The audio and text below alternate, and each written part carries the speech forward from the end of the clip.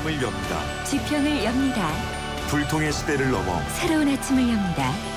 신율의 출발 새 아침. 신율의 출발 새 아침 3부 순서 광고 듣고 시작합니다. 2588 상담원 하느라 아직 시집을 못 갔어요. 훌쩍훌쩍. 우리 고객님들 중에 총각도 많으시던데 저 이국주 어떠세요? 뿌이뿌이. 좌우로 정렬 2588 국주 좋네 국주 좋아 2588 대리운전아 국주를 부탁해. 아빠, 우리 경포 해수욕장 가자. 근데 엄마는 하늘목장 가고 싶대. 그건 난 모르겠고 용평 리조트 가자. 워터파크도 가야 되고 관광 곤돌라도 타고 싶은데. 그건 난 모르겠고 용평 리조트 가자니까. 바쁜 아빠를 위해 용평 리조트가 통으로 다 준비했습니다. 대관령 통 패키지 티몬 쿠팡 위메프에서 구입하세요. 고덕 산업단지와 개통 예정인 KTX 지제역의 비전은 함께 누리고 새롭게 들어설 대형 복합 쇼핑몰을 앞에서 즐기는 이 편한 세상이 찾아옵니다. 미래가 빛나는 평택, 그 위에 빛나는 생활까지 이 편한 세상 평택 용이 8월 오픈 예정 1544-3033 대림. 신율의 출발 새 아침 오늘 순서 시작합니다.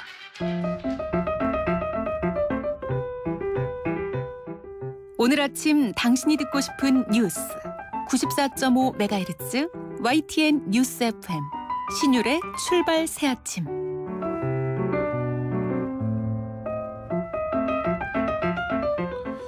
오늘 세 번째 작심 인터뷰입니다. 어제 국회 국방위원회가 북한의 지뢰 도발을 규탄하는 내용의 결의안을 만장일치로 채택을 했죠. 군은 국민이 시원하게 느낄 보복 방안을 검토 중이라고 밝혔는데요. 하지만 여야 할 것 없이 청와대 NSC 그러니까 국가안전보장회의의 부실한 대응을 질타하는 목소리도 들립니다. 그래서 오늘은 사성장군 출신의 국회 국방위 소속 새정치민주연합 백군기 의원의 입장 들어보겠습니다. 백 의원님 나와 계시죠? 네, 안녕하십니까. 백군기 의원입니다. 예, 안녕하십니까. 네네. 지금요. 일단은 사건부터 좀 짚어보겠습니다. 네. 우리 백군기 의원께서는 사성 장군 출신이시니까 좀 네네. 현장의 감각이 많으실 텐데. 네. 자, 지뢰가 터진 건 4일이에요. 그리고 군이 발표한 건 10일입니다. 그렇죠? 네. 그런데 뭐 그럴 수 있습니다. 일단 언론사 기자들한테는 엠바고를 지켜달라고 그러고 일찍 기자들한테는 얘기하지 않았습니까? 그죠? 네네. 네. 자, 엠바고를 지켜가지고 10일 날 이제 발표를 하게 된 건데 네. 중요한 거는 청와대에 보고한 거나 NSC는 8일에 열렸다는 거예요. 네. 이게 왜 이렇게 시간이 걸렸다고 보십니까? 아마도 이제 지금까지 비무장지대 안에서 이제 지뢰 폭발에 대한 사고들이 왕왕 일어나 있었습니다. 예. 그러니까 이제 아마도 초기에 그런 사고의 유형 아니겠느냐 하는 최초 판단이 좀 많이 했던 것 같아요. 예. 그런데 이제 어제 국방장관이 이제 국방위원회에서 얘기한 답변 내용을 보면 4일날 늦게라도 하여튼 북한의 의도된 소행 쪽으로 판단을 했다. 예. 그래서 이제 5일날 그걸 확정적인 결론을 내렸는데 그랬다라고 한다면 북한의 계획된 의도라고 한다면 바로 NSC를 열어야죠. 그렇죠. 그리고 예. 이제 합동조사팀도 사실은 6일날 보냈는데 예. 애매할 경우는 4일날 바로 보내서 판단을 보완을 해야죠. 왜냐하면 하급부대라고 하는 것이 어떤 전략적 판단을 하기가 좀 어려운 부분도 있지 않겠습니까?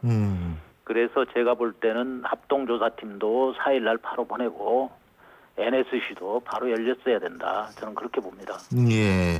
물론 이제 저도 그건 이해합니다. 4일날 사고가 났지만 중요한 거는 또 다른 지뢰가 있을까봐 그 지뢰를 탐지하고 보다 안전한 상태에서 조사를 하기 위해서 5일날 확정 결론이 내려졌다. 이런 거는 좋은데요.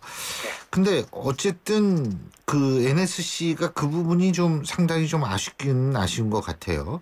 그렇죠. NSC 문제 그래서 네. 실제로 이게 이제 사건이 터질 때마다 지금 컨트롤 타워 얘기가 나오는데 네. 이 NSC가 그러니까 제 역할을 이번에 못한 거죠, 그죠?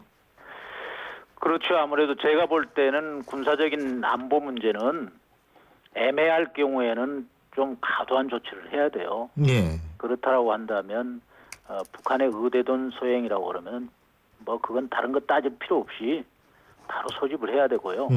또 문제는 그 다음 날 이제 그 남북 간의 중요한 현안들이 몇 개 있었지 않습니까? 그러니까 고위급 회담을 제안했다라는 네네. 말씀이시죠. 네. 통일부가. 그렇죠. 그러니까 경원선 복원에 대해서 백원에 대한 대통령의 말씀도 이제 전해야 되고 또 이호 여사가 방북을 해야 되고 또 통일부가 고위급 회담 제의를 하려고 계획을 했었고 이런 현안 문제들이 있기 때문에 이것을 어떻게 해야 될 것이냐. 지금 군사적인 지금 도발은 이루어졌는데 그 다음 날 이런 중요한 일들을 결심하는데 제가 볼 때는 NSC가 그걸 위해서라도 빨리 열렸어야 되지 않나 하는 생각이 들어요. 그러니까 지금 말씀을 종합해 보면 NSC 국가안전보장회의라는 것은 어떤 일이 있을 때는 시나리오별로 혹시 의혹이 제기된다 하더라도 시나리오별로 대책을 세워야 되는 곳이다. 이렇게 이해를 할 수 있겠고요. 또 하나는 이제 통일부가 고위급 회담을 북한에 제안을 했다. 이거는 NSC가 각 부처 간에 있어서의 정보 공유와 조율을 해야 되는데 그 기능도 제대로 하지 못했다. 이렇게 이해해야 되는 건가요? 소통이 잘 안 된 거죠. 그죠. 그러니까 이게 NSC를 통해서만 알 수가 있는 거예요? 아니면 국방부 장관이 직접 통일부 장관한테 전화해서 이거 지금 북한이 지뢰해가지고 큰일 났다라고 얘기할 수도 있는 거 아니에요? 꼭 NSC 통하지 않더라도요? 그러니까 정부 부처 간에 이제 정보 공유가 좀 잘 안 돼 있다. 그런 것들이 이제 공유되는 것이 어찌 보면 요즘 우리 현재 실정은 청와대에서 전체 정보가 공유되지 않습니까? 예. 그렇기 때문에 그것을 NSC나 청와대 쪽에서 조율을 해줘야죠. 조율을 해줘야 되는데 그 조율 기능이 제대로 작동을 하지 않았다. 그렇죠. 그죠? 네. 자, 그리고 또 한 가지는 뭐냐면 우리 군이 이게 뚫렸다 이런 표현을 하는데 군에 계셨던 사성 장군으로서 사실 우리가 사성 장군님은 퇴역이 아니고 전역이라고 얘기하지 않습니까? 네. 언제든지 현역으로 복귀할 수 있는 그런 분이시기 때문에 제가 여쭤보는데 이게 단순하게 뚫렸다고 지금 현지 부대 누구 책임져라 이런 상황은 아니지 않나라는 의견도 있거든요. 다시 말해서 TOD라고 얘기하지 않습니까? 이게 지금 우리나라 그 TOD가 이게 일단은 화소도 너무 떨어져가지고 이거 들여다보기도 힘들고 여러 가지 좀 문제가 있다. 더 좋은 TOD가 있는데 그거는 가격이 굉장히 좀 비싸서 못 들여온다. 이런 얘기가 있던데 사실인가요? 뭐 그런 부분도 있을 겁니다. 그런데 이제 그 뚫렸다라는 용어는 적절치 않고요. 왜냐하면 그 위치가 추진 철책이에요. 그러니까 지금 우리 GOP 라인에 철책이 쳐져 있지 않습니까? 그 북방 쪽에 적이 침투를 하는 것을 좀 장애물화하기 위해서 그래서 이제 철책을 쳐놓은 거거든요. 그러니까 거기는 사실은 철책을 바로 들어오지 않더라도 우회해서라도 들어올 수가 있거든요. 전 지역을 쫙 GOP처럼 쳐진 건 아니거든요. 군데군데 주요 목에 쳐져 있는 거기 때문에 그래서 그 추진 철책은 사실은 경계병력이 없어요. 소위 말한 감시 수단 그러니까 TOD나 CCTV나 이런 것들로 이제 감시할 수 있도록 돼 있는데 사실은 이번에 추경 편성할 때 그런 그 중요한 목에 감시할 수 있는 수단들이 완벽하지 않기 때문에 90억을 이미 편성을 해줬거든요. 이제 군에서 소요되기도 해서. 그래서 그거 가지고 뭐 이번에요. 이번 추경이에요. 이번 추경에 이미 그게 편성이 돼 있어요. 그게 근데 조금 더 일찍 편성이 됐더라면. 그러니까 그게 아쉽고요. 그리고 이제 지금 현재 가지고 있는 TOD나 CCTV라도 그 어떻게 보면 추진철책이 아까도 말씀을 드렸지만 적이 들어오는 걸 좀 방해하기 위해서 쳤는데 우리에게도 작전의 융통성이 없어져 버린 거예요. 그러니까 추진철책 앞으로 나가서 수색이나 매복을 하려면 그 통문을 꼭 이용하도록 돼 있어요. 그러다 보니까 그 통문에다 이번에 설치를 한 거거든요. 그래서 그 통문 자체는 24시간 어떤 수단으로든 감시가 되도록 해서 거기에 어떤 적이 나타나서 이런 일이 없었는가 하는 걸 감시가 돼야 되거든요. 근데 그게 안 돼 있었어요. 그리고 또 거기가 또 사각 지역이고, 예. 그래서 그 부분에 대한 사각을 해소할 수 있는 수단이나 또 감시 수단들을 좀 잘 했어야 되는데 예. 그것이 소홀했다. 근데 이번에 이제 추경을 편성을 해줬기 때문에 그건 뭐 가능할 거라고 봅니다. 우리 국방위원회에서 사실은 그걸 상당히 강조해서 집어넣었어요. 네. 자, 그리고 또 한 가지는 뭐냐 하면 지금 대응에 관한 문제인데요. 네. 근데 제2의 비루나무 작전이다. 이렇게 지금 얘기를 하고 있고, 그리고 지금 이제 대북 확성기를 통한 심리전을 재개를 하고요. 네. 이런 것들이 국민이 시원하게 느낄 보복 방안이라고 생각하십니까? 뭐 사실 어제도 제가 이제 장관에게 추궁을 했습니다만은 예. 뭐 작전의 잘잘못을 우리 국민들이 세부적으로 지금 알고 싶어 하지 않는다. 다만 왜 이렇게 밤낮 당하기만 하느냐. 예. 속 시원하게 바로 우리가 대응을 해서 조치를 하는 것이 지금까지 군에서 없었지 않느냐. 예. 그래서 이런 것들을 좀 철저히 할 수 있도록 대비해라 하는 얘기를 했습니다. 그런데 이제 사실은 우리가 그 DMZ라고 하는 것은 어찌 보면 정전 협정에 의해서 평화적 관리를 하는 것 아니겠습니까? 예. 그래서 이제 그런 어떤 군사적 조치에 대한 부분들이 사실은 원칙대로 하면 많이 제한이 돼요. 예. 네, 그래서 이번에 이제 그 대북 심리전을 통한 대응 이건 아주 적절했다고 봅니다. 그렇게 하고 이제 그 이제 DMZ에 대한 주도권 장악을 위해서 우리 국방부에서 거기에 대한 수색 모독을 강화하겠다는 얘기 아니겠습니까? 네. 그래서 그것을 강화해서 적이 그런 일을 다시는 하지 못하겠도록 하는 그런 우리의 의지를 보여줘야죠. 예. 그러다 보면 아마 이제 또 거기에서 일부 그런 상황이 발생할 수도 있겠죠. 그랬을 때 우리 군은 강하게 대응해야 된다고 봅니다.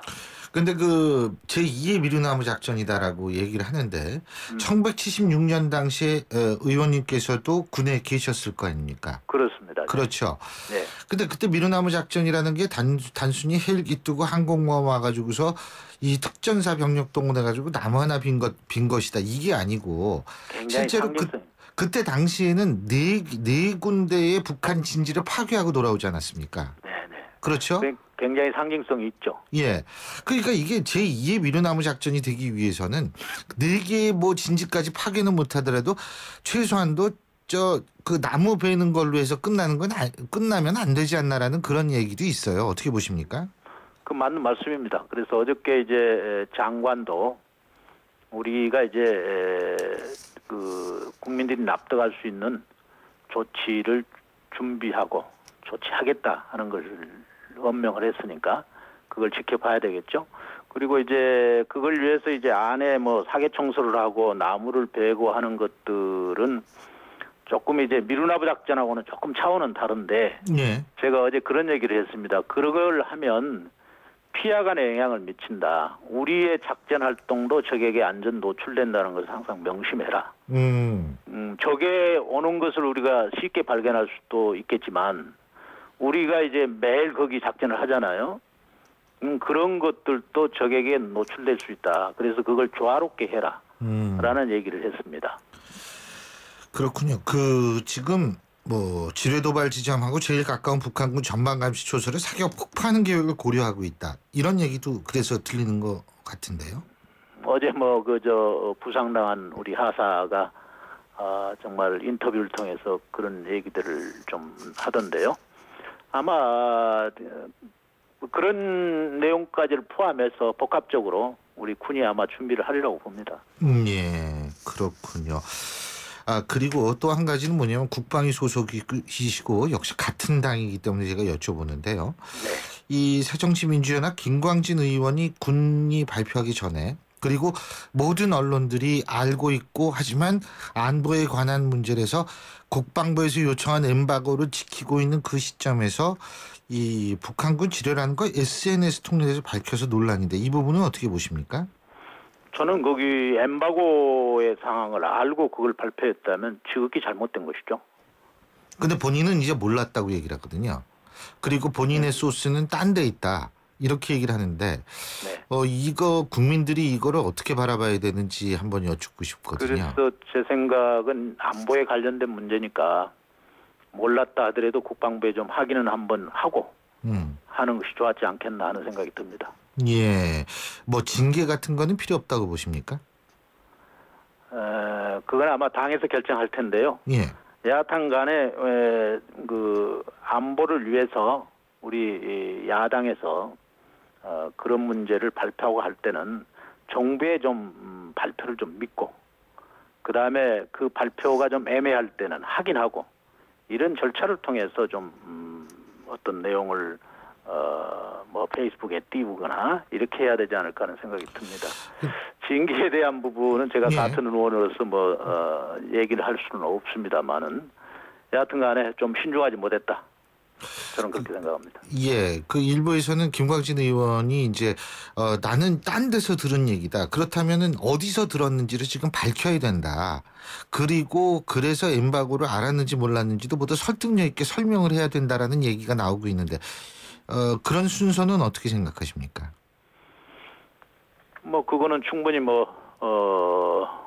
우리 아마 언론에서도 그런 것들을 뭐 알아보지 않겠습니까? 예, 뭐 아니 저도 아무튼 개인적으로 한번 물어보겠습니다. 예. 이 부분도 사실은 굉장히 또 앞으로 유사한 일이 발생을 했을 때 유사한 상황이 또 나오는 것 아닌가 좀 우려를 하는 국민들이 많습니다. 당연하죠. 예. 정부의 발표와 정부가 그 엠바고를 요청했다면 그걸 지켜줘야 됩니다. 그래서 모든 언론은 그거를 지켜준 거는 사실이거든요. 네, 그런데 어떻게 국방위에서 이 얘기가 먼저 새 나와가지고 국회. 그건 잘못된 거죠. 네. 예, 잘 알겠습니다. 오늘 말씀 여기까지 듣겠습니다. 고맙습니다. 네, 감사합니다. 예, 지금까지 사성 장군 출신이시죠. 새정치민주연합 백군기 의원이었습니다.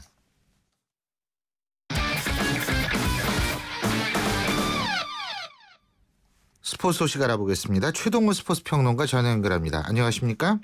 예, 안녕하세요. 예, 한화가 드디어 어제 4연승을 올렸어요. 그죠? 예, 그렇습니다. 예, 최진행 선수가 속사포를 쐈다는데. 예, 이 최진행 선수의 속죄포가 오늘 아침 뉴스에서 많이 나오고 있거든요. 왜냐하면은 이 최진행 선수가 이 금지약물 복용해가지고 징계를 받았던 선수입니다. 예. 네, 징계가 끝나고 난 뒤에 어제 이 KT전에서 50일 만에 복귀를 했는데 예. 이 복귀전에서 투런 홈런하고 2루타 치면서 4타점을 뽑아내면서 한화의 승리를 이끌었습니다. 예. 속죄포라고 할 수도 있겠죠. 수식은. 이 최진행 선수가 2대0으로 앞선 1회 초에 2사 1루에서 첫 타석에 들어섰는데요. 예. 근데 타석에 들어가기 전에 최진행 선수가 헬멧을 벗고서 1루와 3루 측 관중을 향해서 90도로 허리를 숙여가지고 사죄의 인사를 했고요.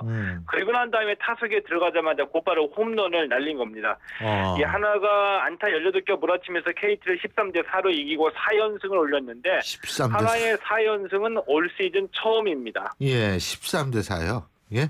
예. 야, 여기 오늘 여기 구경 같은 관중분들은 그래도 재밌었겠네요. 일단 점수가 많이 오르면 재밌잖아요. 그죠? 예, 그렇죠. 그리고 홈런 구단 넥센하고 NC가 만나니까 또 홈런이 계속 터지는 모양인데 어제도 예. 박병호 선수하고 테임스 선수가 둘 다 홈런 경쟁을 벌였다 그러네요.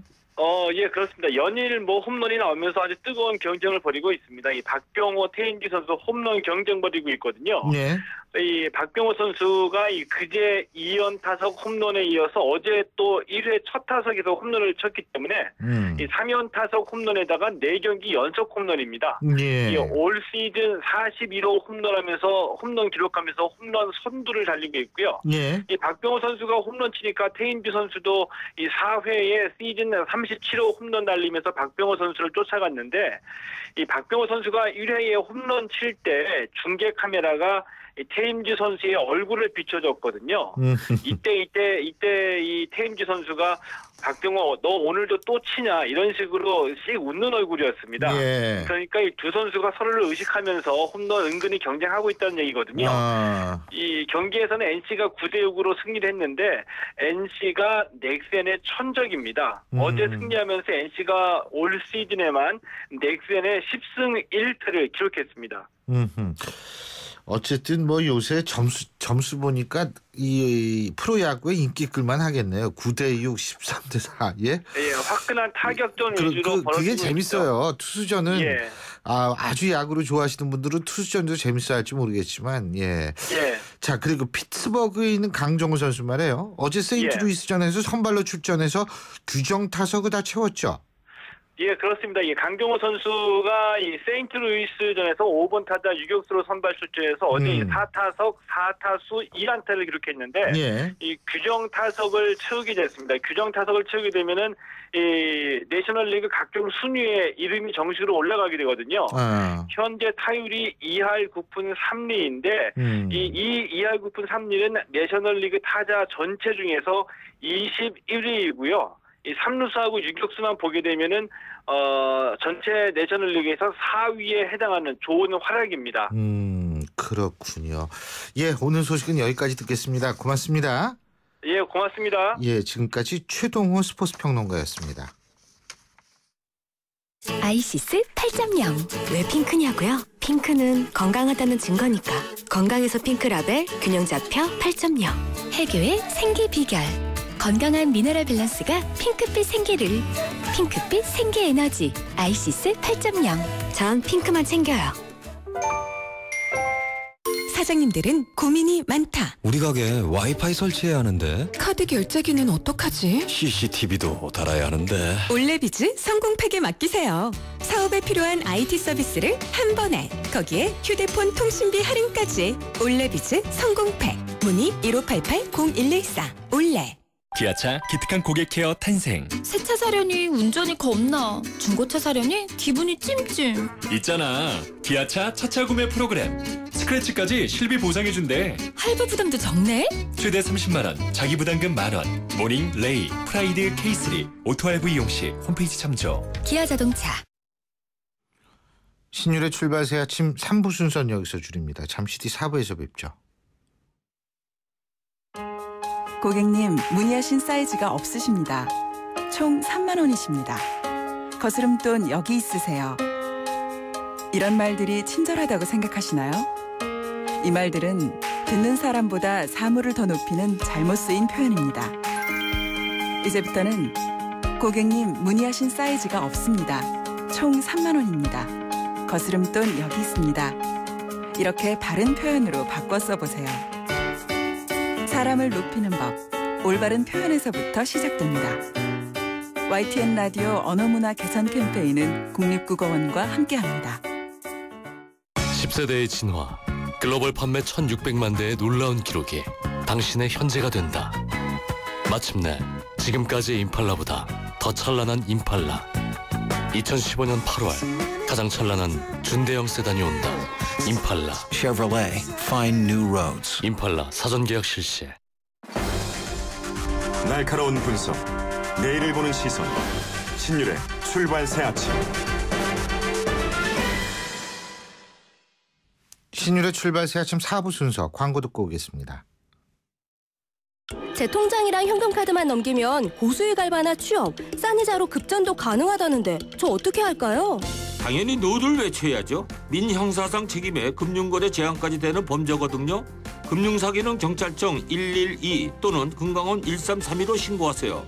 이 캠페인은 금융권이 함께합니다. 10세대의 진화, 글로벌 판매 1,600만 대의 놀라운 기록이 당신의 현재가 된다. 마침내 지금까지의 임팔라보다 더 찬란한 임팔라. 2015년 8월 가장 찬란한 준대형 세단이 온다. 임팔라. Chevrolet, find new roads. 임팔라 사전 계약 실시. 냄새. 분명 빨았는데. 어우, 빨아도 잘 안 빠지는 남자의 땀 냄새를 위해 다우니 섬유 데오드라이저. 세탁할 때 넣어주면 내 남자와 우리 가족을 위한 상쾌 빨래. 새로 나온 다우니 섬유 데오도라이저. 섬유유연제와 함께 쓰세요. 안녕하세요. 유플러스 모델 보아입니다. 최신 영화 미드부터 인터넷 강의와 맛집까지 보고 싶은 비디오를 검색하면 카테고리별로 보기 쉽게 정리해주는 국내 최초 LTE 비디오 포털.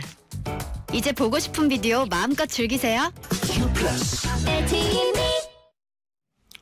8시 34분 57초 지나고 있는데요. 지금 교통 상황 알아보겠습니다. 유보영 캐스터. 네, 출발 새 아침 교통정보입니다. 사고 구간 주의하셔야겠는데요. 아리랑로, 아리랑고개 입구에서 아리랑고개 사거리 쪽으로 사고가 났습니다. 이 부분 주의해서 지나셔야겠고요. 아차산로에서도 앞서 워커힐 호텔에서 광장 사거리 쪽으로 사고가 있었는데요. 여파 때문에 이 부분 잠시 지체되고 있습니다. 양화로는 도심 쪽으로 서교동 사거리에서 동교동 3거리까지 밀리고요. 이어지는 신촌로가 도심 쪽으로 신촌교차로 부근 이대역에서 아현교차로 부근 각각 더딘 흐름 보이고 있습니다. 종로는 도심 쪽으로 용두동 사거리에서 동미암역, 반대쪽으로는 세종대로 사거리에서 종로 2가까지 답답한 흐름 보이고 있습니다. 출발 새 아침 교통정보 유보연이었습니다. 영화로 뉴스를 읽어보는 시간. 시네마인 뉴스.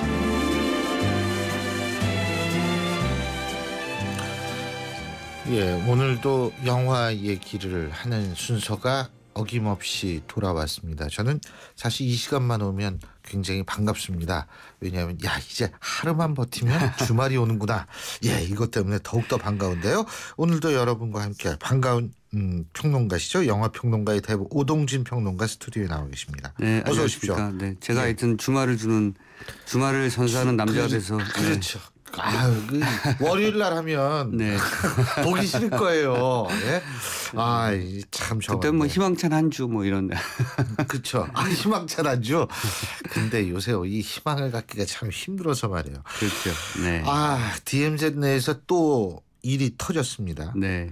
근데 오동진 평론가께서는 군대 생활을 어디서 하셨어요? 저는 제대로 했죠. 제대로 했다는 표현 좀 죄송합니다만. 저는 철원 밑에 화천에서 했고요. 뭐 15사단 뭐 이렇게 불리죠. 근데 이제 이렇게 DMZ 이런 표현이 나오면 아마 그 군대를 모르시는 이제 여성분들이나 뭐 군대 생활 안 하신 분들은 잘 모르시겠습니다만 DMZ가 이제 비무장지대잖아요. 예. 그러니까 이제 군사분계선이 있고 남북 양쪽으로 2km, 그렇죠. 북방한계선, 예. 남방한계선 이렇게 있죠. 그러면 이제 지금 이번에 또 터진 데가 그러니까 남방한계선 거의 GOP 철책에서 터진 거니까 북한 그 병사가 내려왔다는 얘기잖아요. 군사분계선 넘어서서. 그렇죠. 네.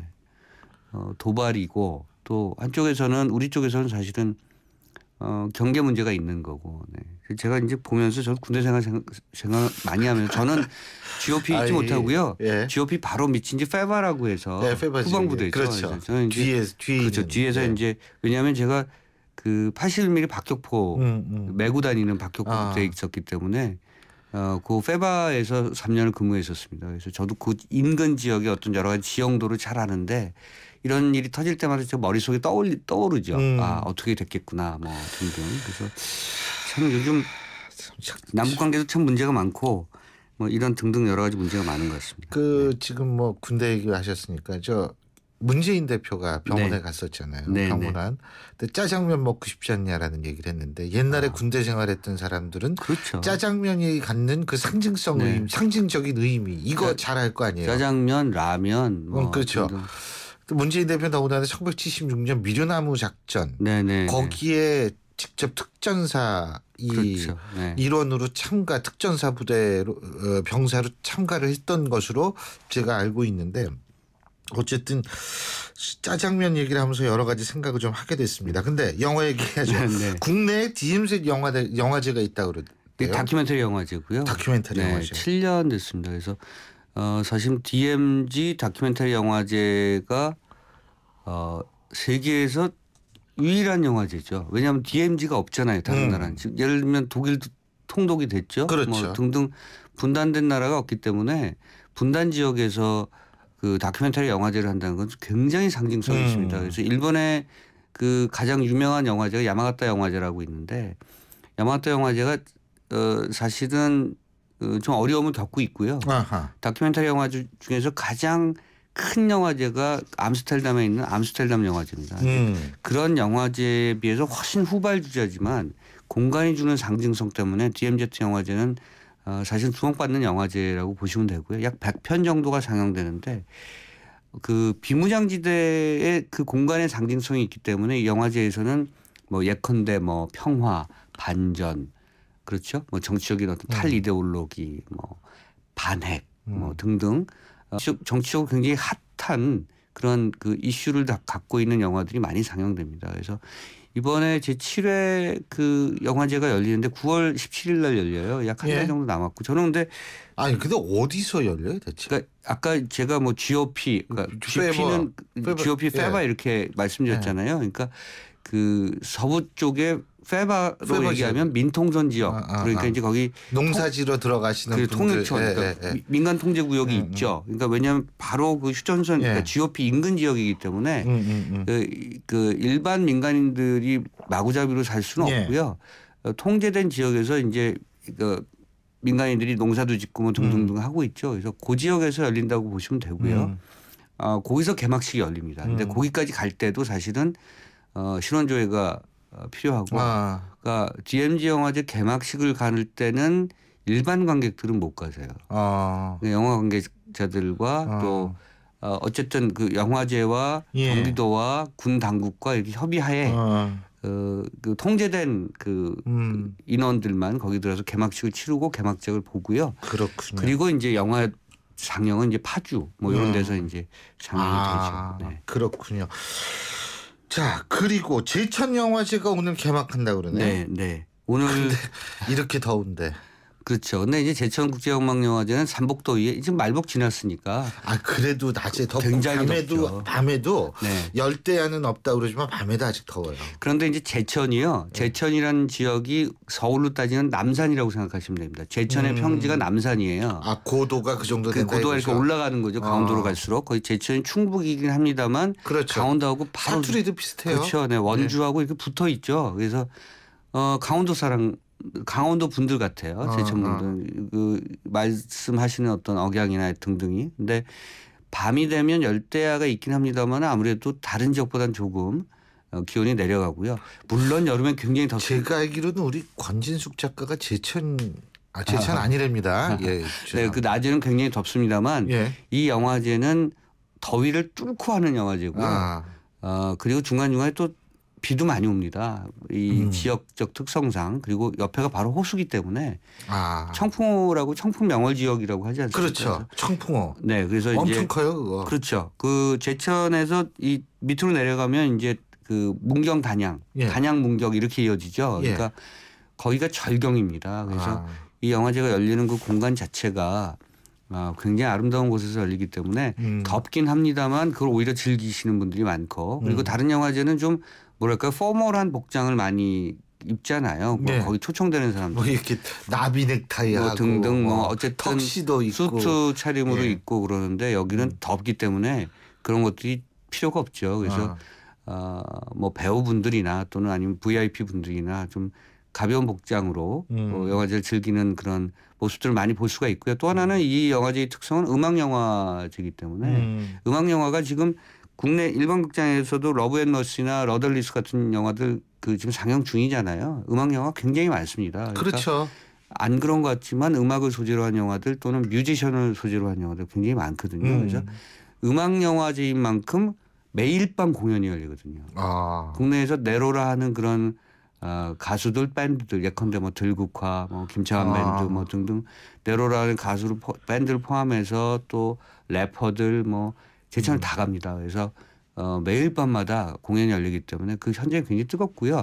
청풍호수 옆에 그 청풍호 옆에 그 공간에 그 야외 무대를 만들어놨거든요. 거기가 약 3,500명에서 4,000명 들어가는데 여러분들 깜짝 놀라실 만한 게 꽉꽉 찹니다. 네. 제가 이렇게 잘 아는 이유는 제가 한때 제천국제음악영화제 위원장을 했었죠. 네. 그러시군요. 제가 직접 그 영화제를 조직을 해보고 만들어봤기 때문에 이 영화제가 굉장히 그 귀중한 소중한 영화제라고 저는 생각을 하고요. 음악 영화를 그 즐기시고 음악을 즐기시는 분들에게는 굉장히 좋은 그 행사다. 그리고 이번 개막작이 그 다방의 푸른 꿈이에요. 다방의 푸른 꿈. 네, 그 목포의 눈물 불렀던 이난영 씨에 예. 대한 얘기인데 이난영 씨가 그 밑에 따님 두 분하고 또 조카하고 이렇게 해서 김 시스터즈 만들었었거든요. 아마 올드 팬들은 다 기억하실 옛날에. 거예요. 네, 이 이난영 씨와 그 가족에 대한 얘기고 그분들이 지금 뭐 할까? 요거에 대한 다큐멘터리입니다. 예. 그러니까 한국의 대중가요사, 대중음악사를 볼 수 있는 그런 작품 이번에 개막적으로 선정해서 제목도 이제 특이하잖아요. 다방의 푸른 꿈. 다 다방에서 이전에 음악 들었지 않습니까? 그래서 이런 개막작도 한번 기억해 두셨다가 예. 오늘 열리니까 이제부터 내일부터 휴일이잖아요. 네. 저는 안 놀아요. 예.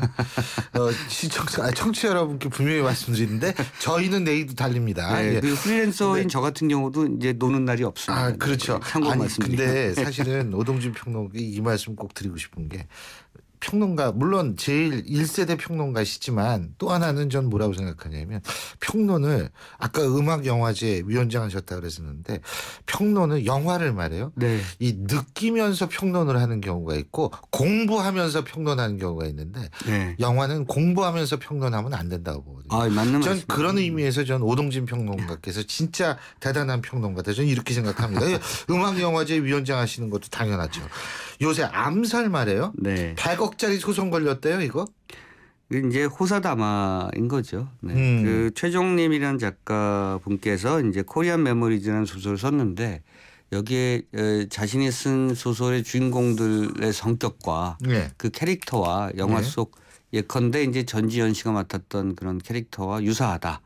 그래서 표절이다. 뭐 이런 소송을 건 거죠. 그래서 이분이 이제 그 영화계나 또는 다른 대중문화계에서 이런 소송을 종종 문제 제기를 하셨던 분으로 이제 알려져 있어서 이번에 좀 무리수가 아니냐 이런 지적도 있습니다. 어쨌든 소송을 걸었으니까 고소를 했으니까. 근데 이제 또 뭐죠? 영화 기획사 측에서는 또 맞고서하고 막 그렇죠. 이게 이제 얽히고 설키는 것 같아가지고. 이게 사실은 사람들의 생각이 다르지만 또 일부 또 생각이 같을 때가 있어요. 우연찮게도. 그래서 표절의 여부를 어디까지 볼 것이냐가 이제 관건이겠습니다만 지금 대체적인 어떤 그런 생각은 표절 시비는 좀 무리한 것이다. 그리고 아무래도 암살이 지금 천만 관계까지 가고 그렇기 때문에 거기에 따라 좀 편승된 이런 문제 제기가 아니냐 이렇게 좀 보는 사람들이 많습니다. 근데 어쨌든 이 부분이 어떻게 될지도 좀 들여다봐야 되는데 베테랑 말이에요. 네. 그때 예전에 오동진 평론가께서 베테랑이 이게 좀 매니아층에서 더 잘 될 것이다 이런 말씀하셨는데 매니아층뿐만 아니라 이게 인기가 지금 폭발하고 있어요. 제가 다시 말씀드리면 매니아층이 주도하는 이 흥행 영화가 될 것이다. 암살은 그러니까 남녀노소 불구하고 많은 사람들이 보는. 근데 이제 그 베테랑은 영화를 굉장히 좋아하는 그리고 유성한 관객의 액션 영화를 좋아하는 매니아층이 이제 주도하면서 입소문을 많이 내고 있는 거고요. 지금 2주가 안 됐잖아요. 지난주에 개봉됐잖아요. 맞아요. 지금 400만 됐거든요. 이게 지금 1위인 것 같더라고요. 그리고 암살이 지금 950만이니까 물론 먼저 개봉해서 그러니까 1000만 관객 가고 있고 이런 추세대로라면 베테랑도 1000만 관객으로 육박할 것이다 이렇게 보는 거고 지금 미션 임파서블이 500만을 넘겼거든요. 그러니까 이제 지금 그리고 계속 말씀드립니다만 내일부터 휴일이고요. 그러니까 지금 가장 황금 휴일이 다가오는 마지막 휴가철 같은 느낌이어서 이때는 이제 극장가가 터집니다. 그래서 특히 그 세 편의 영화가 이제 서로 주고받는 거죠. 이게 서로 주고받는 낙수 효과예요. 만약에 나 암살 보러 갈래 그리고 갔는데 없으면 베테랑을 봐야지. 또 베테랑이 없으면 그럼 미션을 봐야 되겠네. 이게 서로 주고받는 거죠. 그러니까 이 세 편이 계속해서 8월 말까지 극장가를 아주 강하게 주도할 가능성이 높다. 물론 이제 몇 편의 영화가 더 나옵니다만 명암이 있습니다. 그래서 관객 수는 늘어날 것으로 봅니다만 다른 작은 영화들은 상대적으로 또 스크린 수가 굉장히 줄어들면서 이 편차가 굉장히 심해질 것이다. 그래서 영화 몇 편이 잘 되면 반가운 일이기도 합니다만 또는 걱정되는 그 일도 굉장히 많다는 것을 말씀드리는 거는 작은 영화도 좀 봐주십사. 예를 들면 이런 하루 말씀을 같은 드리는 거? 거죠. 그렇죠. 이란 영화 하루를 보시면요. 지금 이란 사회를 잘 모르시는 분들도 이런 영화를 보시면 저 사람들이 무슨 고민을 하고 있구나 이런 것들을 알 수가 있거든요. 이란은 사실은 지정학적으로는 중동이지만 인종적으로는 페르시안이죠. 아랍이 아니잖아요. 그렇죠. 그러니까 아랍 아니죠. 이란이 왜 말도 다르잖아요. 그렇죠. 이란이 왜 이라크나 사우디아라비아 그렇게 싸우느냐. 이건 종족이 달라서 그래요. 또 하나는 종교적으로는 저쪽 사우디아라비아는 순위파지만 그렇죠. 이쪽은 시아파죠. 예. 그래서 굉장히 여러 가지 문제를 다 이 영화를 통해서 보실 수가 있는데 이런 영화를 좀 잘 모르시는 것 같아요. 문화는 좀 습관이기 때문에 뭐 이란 영화 또 아프리카 영화 그렇죠. 또 남아메리카 영화 이런 거 자꾸 보시면 거기에 흥미로운 지점을 많이 발견하실 수가 있습니다. 오늘 음악영화제 얘기도 했는데 제천국제영화제요. 자, 오늘 어떤 음악 듣고 헤어지죠? 암살의 그 삽입곡이 있고요. 장가방이 부릅니다. 그 장가방 뭐 워낙 유명했던 프랑스 배우고요. 레오리아 엘리라는 곡인데요. 암살에 어디 나오죠? 저 기억이 안 나네. 이거 하여간 들어보면 알겠죠. 그러시죠. 예, 알겠습니다. 당혹스러운 질문이었습니다. 죄송합니다. 일부러 그랬어요. 이러면서 레오리아. 저 모르는 거 많습니다. 왜 그러십니까? 제가 거듭 말씀드리지만 영화는 느끼면서 봐야 하는 건데 그런 점에 있어서 아주 많은 시사점을 던져주는 오동진 평론가와 함께했습니다. 오늘 말씀 잘 들었습니다. 고맙습니다. 감사합니다. 예. 사장님들은 고민이 많다. 우리 가게 와이파이 설치해야 하는데 카드 결제기는 어떡하지? CCTV도 달아야 하는데 올레비즈 성공팩에 맡기세요. 사업에 필요한 IT 서비스를 한 번에. 거기에 휴대폰 통신비 할인까지. 올레비즈 성공팩. 문의 1588-0114. 올레.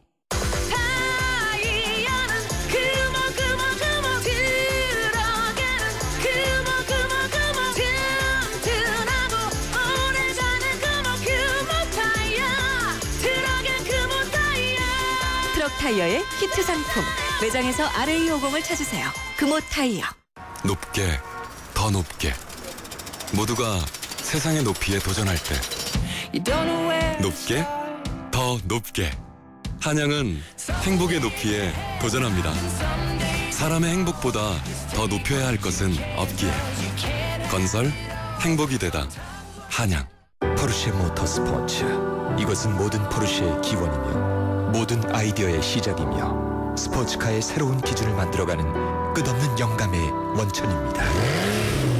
그것이 바로 모든 포르쉐가 스포츠카인 이유입니다. Every Porsche Sports Car. 고덕 산업단지와 개통 예정인 KTX 지제역의 비전은 함께 누리고 새롭게 들어설 대형 복합 쇼핑몰을 앞에서 즐기는 이 편한 세상이 찾아옵니다. 미래가 빛나는 평택, 그 위에 빛나는 생활까지. 이 편한 세상 평택 용이. 8월 오픈 예정 1544-3033 대림.